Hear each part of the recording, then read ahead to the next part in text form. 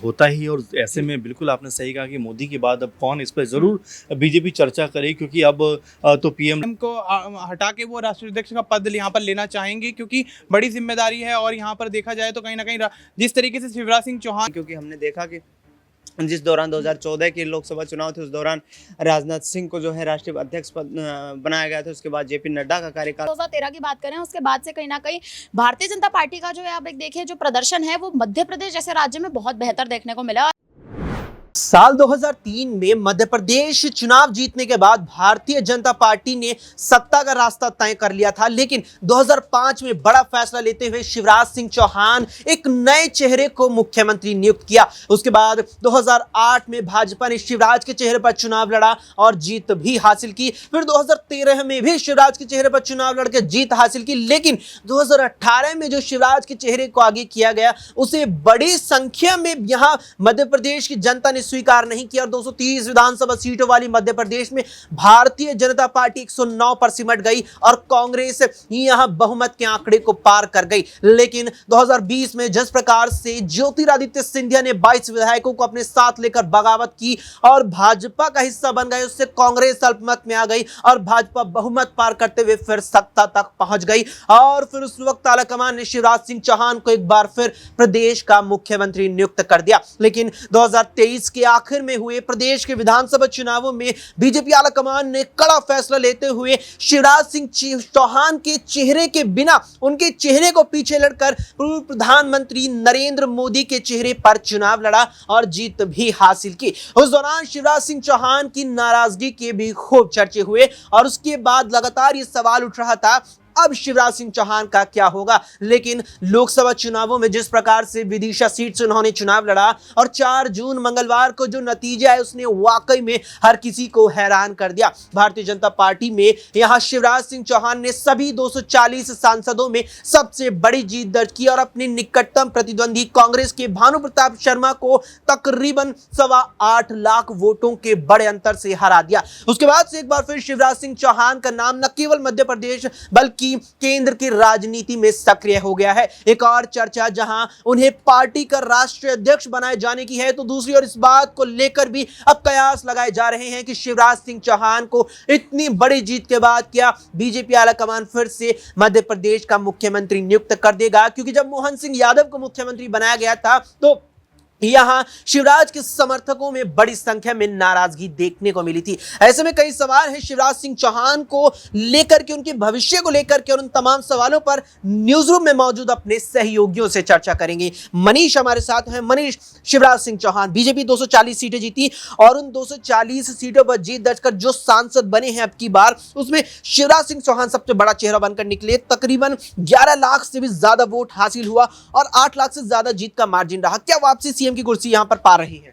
देखिए जिस तरीके से यहाँ पे कयास और अटकलें लगाई जा रही हैं कि उनको दोबारा से सीएम बनाया जा सकता है, तो बेशक यहाँ पर दोबारा से सीएम बन भी सकते हैं। लेकिन अगर राष्ट्रीय अध्यक्ष के पद की बात करें तो राष्ट्रीय अध्यक्ष का पद जो है वो कहीं ना कहीं मैं चाहता हूँ कि सीएम को हटा के वो राष्ट्रीय अध्यक्ष का पद यहाँ पर लेना चाहेंगे, क्योंकि बड़ी जिम्मेदारी है। और यहाँ पर देखा जाए तो कहीं ना कहीं जिस तरीके से शिवराज सिंह चौहान सक्रिय रहे हैं मध्य प्रदेश की राजनीति को लेकर, उसके बाद अगर वो देश भर की राजनीति में इस तरीके के निर्णय पर यहाँ पर अगर राष्ट्रीय अध्यक्ष बनाए जाते हैं तो कहीं ना कहीं ये बहुत बड़ा फैसला भारतीय जनता पार्टी की तरफ से हो सकता है। बिल्कुल, यहां पर बड़ा फैसला यह भी होगा कि शिवराज सिंह चौहान भारतीय जनता पार्टी के अगले राष्ट्रीय अध्यक्ष होंगे, क्योंकि जगत प्रकाश नड्डा जो अपने दूसरे कार्यकाल में हैं, उनके कार्यकाल में लोकसभा चुनाव हुए और भाजपा बहुमत से पीछे रह गई। 272 का केंद्र की राजनीति में केंद्र के सत्ता पाने का जो जादुई आंकड़ा है, उस आंकड़े को पाने में भारतीय जनता पार्टी अब की बार पीछे रह गई। सवाल यहां हमारी सहयोगी से रहेगा। शिवराज सिंह चौहान पर बात आती है, क्या लगता है कि जिस प्रकार से शिवराज के नेतृत्व में भाजपा ने 2008 और 2013 लगातार 2 मध्य प्रदेश के विधानसभा चुनाव जीते, कैसे केंद्र की राजनीति पर असर पड़ेगा? क्या भाजपा का प्रदर्शन बेहतर करेंगे अगर यहां पर राष्ट्रीय अध्यक्ष बनते हैं? देखिए मुझे ऐसा लगता है अभी तो कयास ही लगाए जा रहे हैं लगातार अक्षय कि अभी जो है शिवराज सिंह चौहान को या तो उन्हें केंद्र में पद दिया जाएगा, अगर आप देखिए उन्हें केंद्र में पद दिया जाता है तो फिर मध्य प्रदेश में मुख्यमंत्री पद पर अभी भी सवाल कहीं ना कहीं खड़े होंगे। लेकिन 2008 और 2013 की बात करें, उसके बाद से कहीं ना कहीं भारतीय जनता पार्टी का जो है आप एक देखिए जो प्रदर्शन है वो मध्य प्रदेश जैसे राज्य में बहुत बेहतर देखने को मिला है। और अगर अभी जेपी नड्डा की जगह उनको अगर आप देखें राष्ट्रीय पद दिया जाता है तो मुझे ऐसा लगता है कहीं ना कहीं एक जो आवाज है भारतीय जनता पार्टी की, एक जो मुख्य आवाज है, प्रमुख आवाज है, वो कहीं ना कहीं आवाज बदलेगी। जिस प्रकार से जेपी नड्डा जनता को साधने के लगातार प्रयास करते हैं, शिवराज सिंह चौहान के नाम पर महिलाएं आप देखिए हमेशा उनके नाम पर मध्य प्रदेश में वोट दिए गए। अभी तक मध्य प्रदेश में जिस प्रकार से उनको मामा का दर्जा दिया गया, बहनें हैं कहीं ना कहीं उनकी, तो मुझे लगता है मध्य प्रदेश जैसे राज्य में अगर उनको कहीं ना कहीं पद मिलता है मुख्यमंत्री का एक बार फिर से,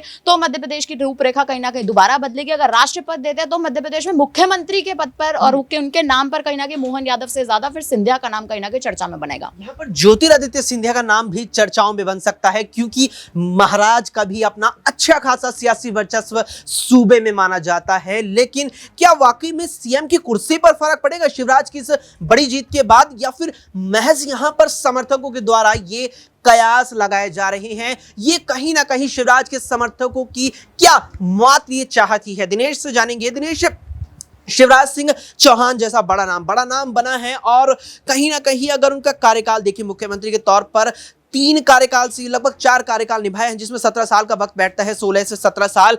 क्या यहां पर शिवराज सिंह चौहान वाकई में राष्ट्रीय अध्यक्ष पद की ओर जो नाम उनका आ रहा है, क्या वाकई में वहां जा रही हैं? देखिए अभी काफ़ी कुछ होना बाकी है इस पूरे सियासी घटनाक्रम में। और अभी संसदीय दल की जो बैठक हुई है उसमें तमाम नेता एक साथ नजर आए हैं। आगे आने वाले वक्त में ये पता चलेगा कि किस तरीके की रणनीति भाजपा यहाँ पर तैयार करती है, क्योंकि हमने देखा कि जिस दौरान 2014 के लोकसभा चुनाव थे उस दौरान राजनाथ सिंह को जो है राष्ट्रीय अध्यक्ष पद बनाया गया था। उसके बाद जेपी नड्डा का कार्यकाल रहा है।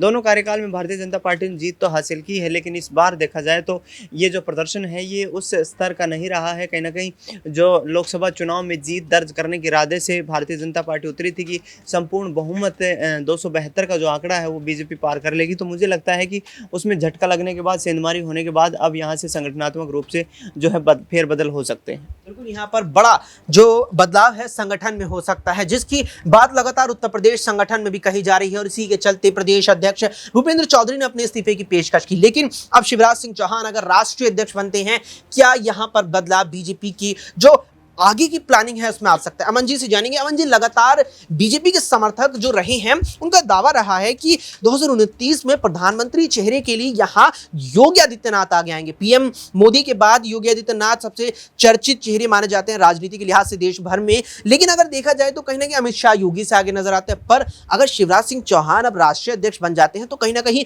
29 में अगर देखा जाए तो वो भी पीएम पद के प्रबल दावेदार होंगे। क्या यहाँ पर बीजेपी में एक बड़ा विवाद उत्पन्न हो सकता है? देखिए बिल्कुल, जब बड़े बड़े नेता होते हैं तो जाहिर बात है कंपटीशन होता ही है। और ऐसे में बिल्कुल आपने सही कहा कि मोदी के बाद अब कौन, इस पर ज़रूर बीजेपी चर्चा करे, क्योंकि अब तो पीएम लगभग मोदी जी बनते हुए नजर आ रहे हैं। लेकिन इसके बाद कोई ना कोई चेहरा ज़रूर तलाशना पड़ेगा। अब इसमें जो 4-5 लीडर्स हैं बीजेपी के, जो टॉप के लीडर्स माने जाते हैं, चाहे योगी की बात आप कर लीजिए, चाहे आप शिवराज सिंह चौहान की बात आप कर लीजिए, चाहे आप नितिन गडकरी की बात कर लें, राजनाथ सिंह की बात कर लें, जो भी नंबर हैं ये इनमें ज़रूर कॉम्पिटिशन होगा। लेकिन इसके लिहाज से भी देखें कि कौन कितना ज़्यादा कह सकते हैं कि काबिल है, कितना ज़्यादा हकदार है, उसमें शिवराज सिंह चौहान का नाम मुझे ऐसा लगता है कि ज़रूर उभर कर सामने आएगा। आप देखिए कि जिस तरह 2023 की अगर बात करें, जहाँ पर बीजेपी एकदम नाउम्मीद लग रही थी मध्य प्रदेश में, वहाँ पर 160-163 के आसपास सीटें जीतना अपने आप में ये बताता है कि शिवराज सिंह चौहान का जो मैजिक है वो कतई कम नहीं हुआ है। उसके बावजूद भी उनको सीएम पद नहीं दिया गया, इसको लेकर बहुत सारी चर्चाएँ हुई। लेकिन अब